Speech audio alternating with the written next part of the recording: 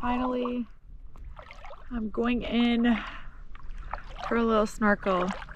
I don't like to be cold, so even in Florida, I rarely swim in the winter, but we are in the Bahamas. It has been pretty cold this winter, so I've not done much snorkeling and freediving, but I told myself it's mind over matter.